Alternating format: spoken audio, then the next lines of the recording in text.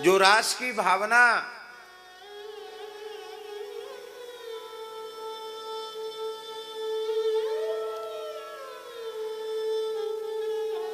वृंदावन में है, वही रास की भावना श्री चित्रकूट में है।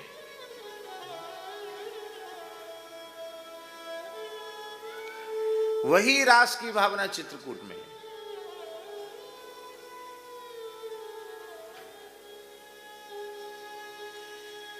इसीलिए श्री राधा कृष्ण का सुख विलास वृंदावन है और श्री सीताराम जी का सुख विलास श्री चित्रकूट है।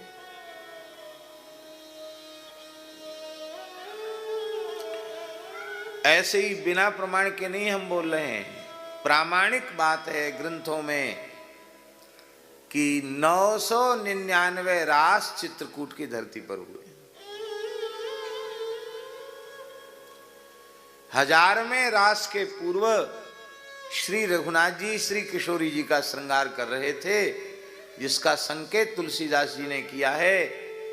एक बार चुन कुसुम सुहाए, निज कर भूषण राम बनाए, सीत ही पहिराए प्रभु सादर, बैठे फटक शिला पर सुंदर। और उसी समय जयंत ने आकर भगवान की लीला में विक्षेप उत्पन्न किया। तो ठाकुर जी ने कहा कि 1000वें रास में विघ्न आ गया, इसलिए इसको यहीं संपन्न कर दो। अब इसकी पूर्णता तो वृंदावन में होगी। तो 1000वां महारास श्रीधाम वृंदावन में हुआ। 999 अप्रकट हैं, सबको उनका रहस्य मालूम नहीं है, पर ये 1000वां रास प्रकट रास है। आज वैसे भी समय बहुत कम है, नहीं तो इस विषय की हम चर्चा करते। हनुमत संहिता आदि ग्रंथों में, लोमस रामायण में, भुषुंडी रामायण में, अनेक आर्ष ग्रंथों में इसकी चर्चा की गई। और इतना ही नहीं,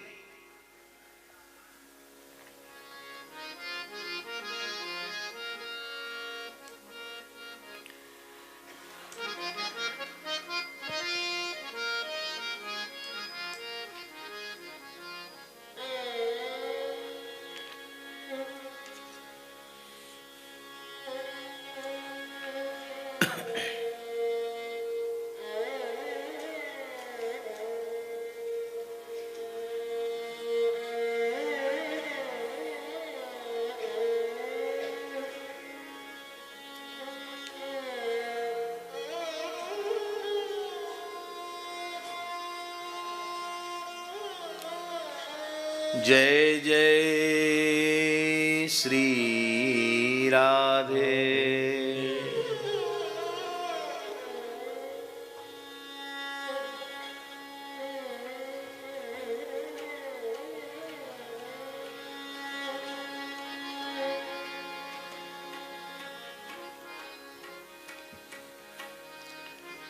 श्री राम जय राम, जय जय राम।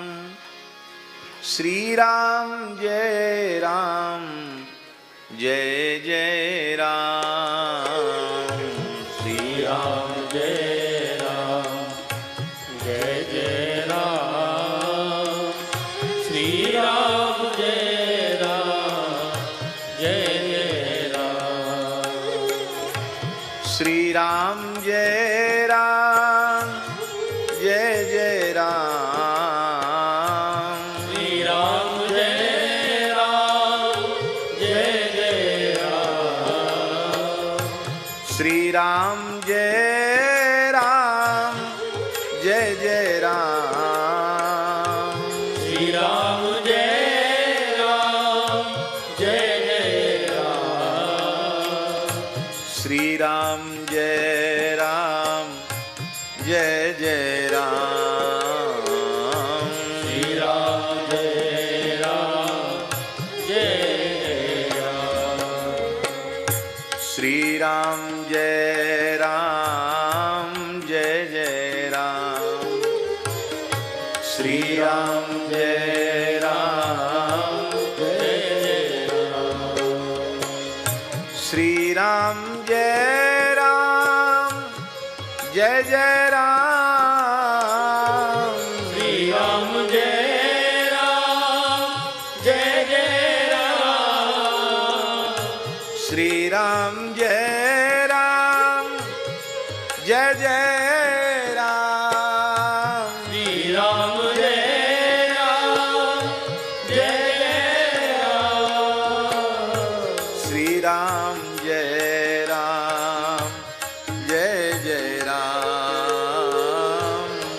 राम जय राम जय जय राम।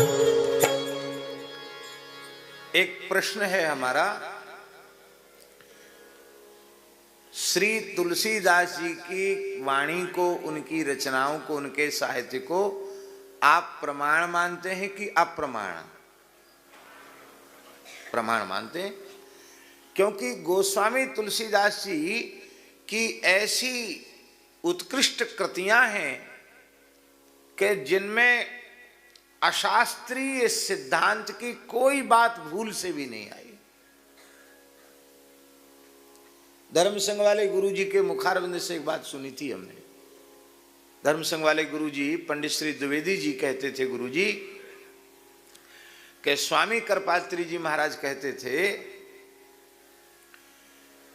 कि संत की वाणियां बहुत अच्छी हैं, पर सभी संत वाणियां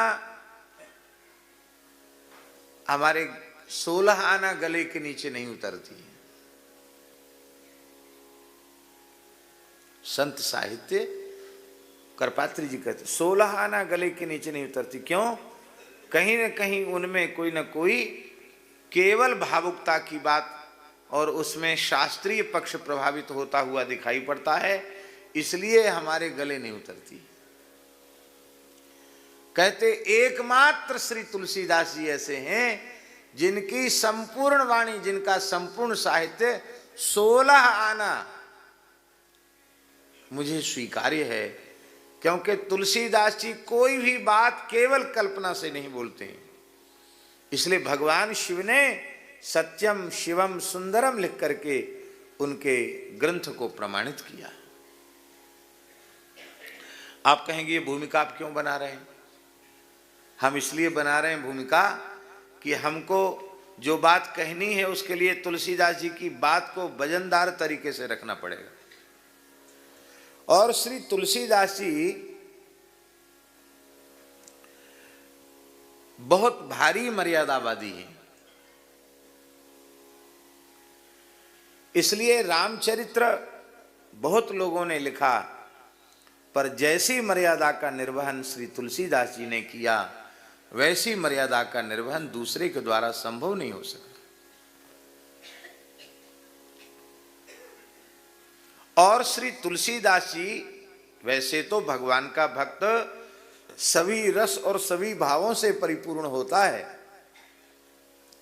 किंतु जीव जगत के परम कल्याण के लिए श्री तुलसीदास जी ने दास्य भाव को ही विशेष रूप में प्रकट किया है।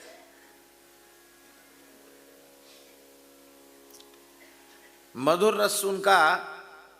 रस का निरूपण उनका मुख्य प्रतिपाद्य विषय नहीं है। भले ही उनके भीतर मधुर रस का समुद्र हिलोरे लेता हो, पर वह उनका प्रतिपाद्य विषय नहीं है, क्योंकि वे जानते हैं कलिमल ग्रसित मलिनांतकरण के जीव इस अत्यंत उज्जवल रस के अधिकारी नहीं है।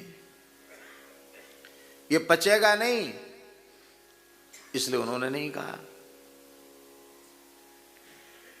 लेकिन वही तुलसीदास जी महाराज गीतावली में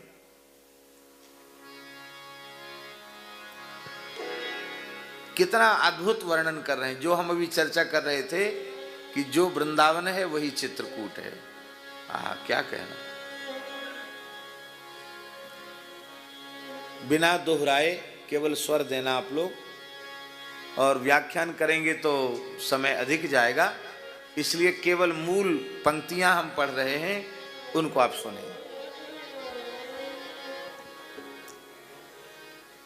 चित्रकूट अति विचित्र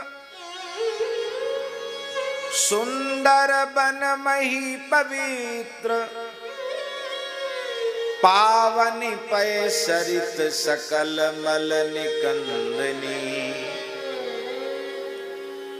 सानुज जहां बसत राम लोक लोचना विराम, बाम अंग बामावर विश्ववंदिनी।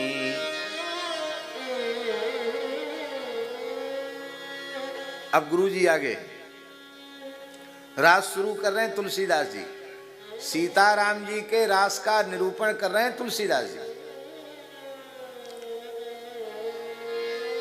बाम अंग बामावर विश्व वंदिनी। इस रास के दर्शक कौन हैं? चितवत मुनिगण चकोर, बैठे निज ठोर ठोर। अक्षय अकलंक शरद चंद चंदनी।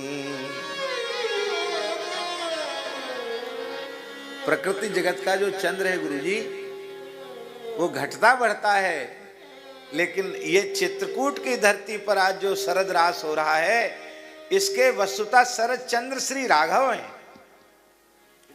अक्षय हैं, अकलंक हैं। अक्षय अकलंक शरद चंद, और ऐसे ही अक्षंका अक्षया और अकलंका चंदनी श्री जानकी जी। अक्षय अकलंक शरद चंद चंदनी। चंद्रमा श्री रघुनाथ जी हैं, तो उनकी कौमुदी, उनकी चंद्रिका श्री जानकी जी हैं। उदित सदा बन आकाश, मुदित बदत तुलसीदास। जय जय रघुनंदन जय जनक नंदिनी।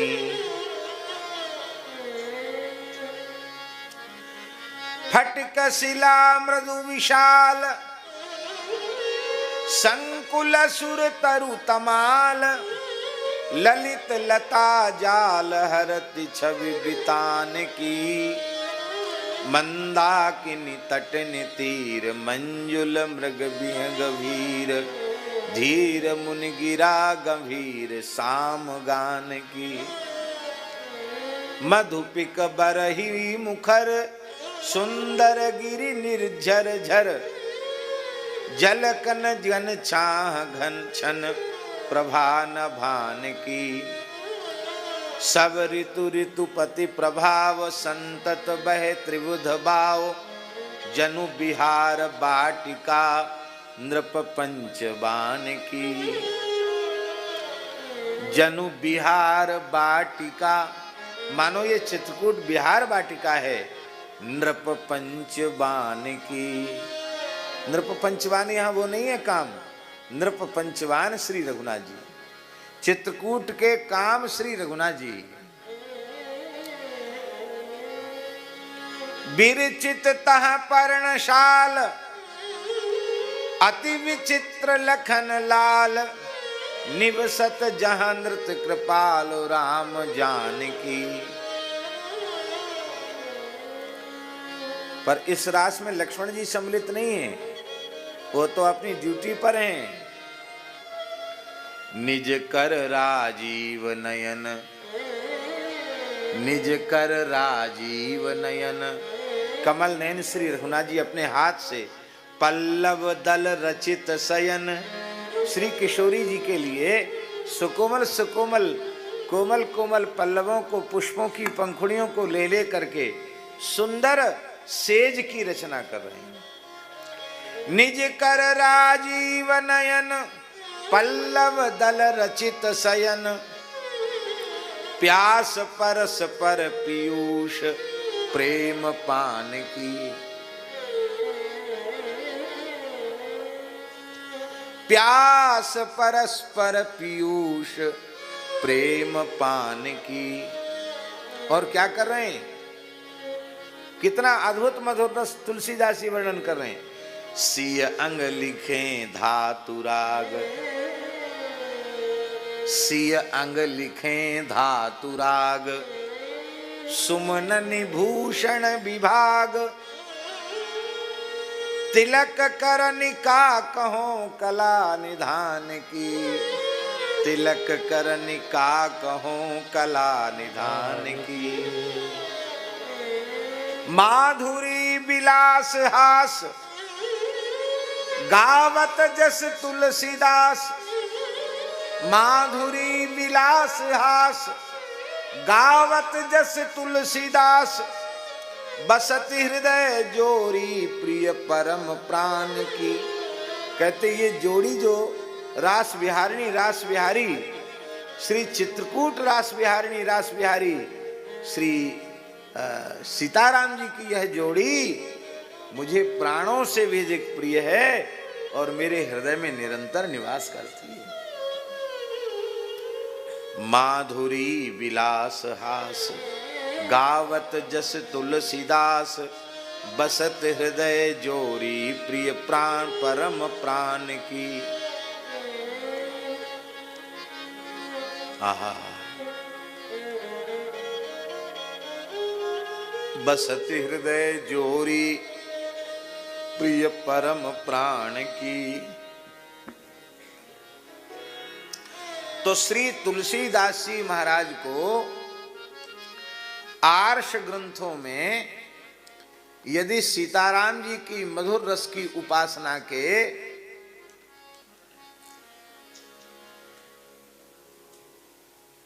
लीला चरित्र उपलब्ध नहीं होते तो जिनका एक वाक्य भी शास्त्र प्रमाण विरहित नहीं है वे इस प्रकार का मधुर रस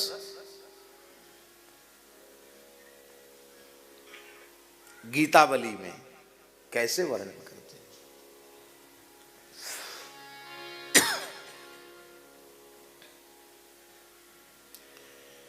श्री स्वामी अग्रदेवाचार्य जी महाराज ने, नाभाजी के गुरु जी श्री स्वामी अग्रदेवाचार्य जी ने तो इस रस को खूब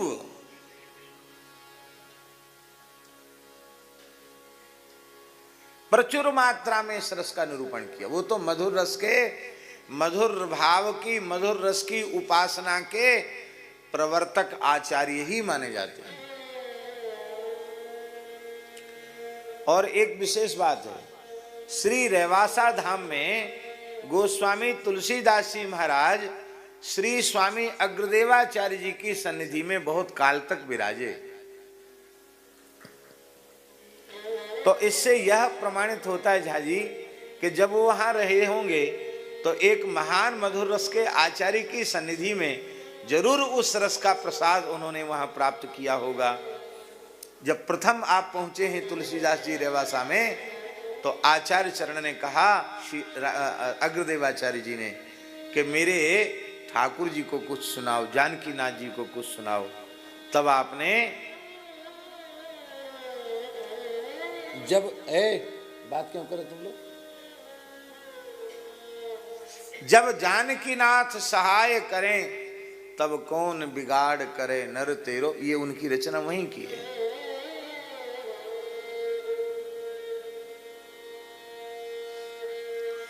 स्फुट रचनाएं भी बहुत हैं गोस्वामी जी की। स्फुट का अर्थ होता है कुछ तो काव्य में निबद्ध होती हैं, ग्रंथ में निबद्ध होती हैं, कुछ उनसे भिन्न भी होती हैं। जैसे अनेक आचार्यों का स्फुट वाणी साहित्य अलग अलग है, ऐसी स्फुट साहित्य जो तुलसीदास जी का है उसमें इस प्रकार के पद भी आते हैं। उन्होंने तो खूब वर्णन किया है। आहा, क्या कहना।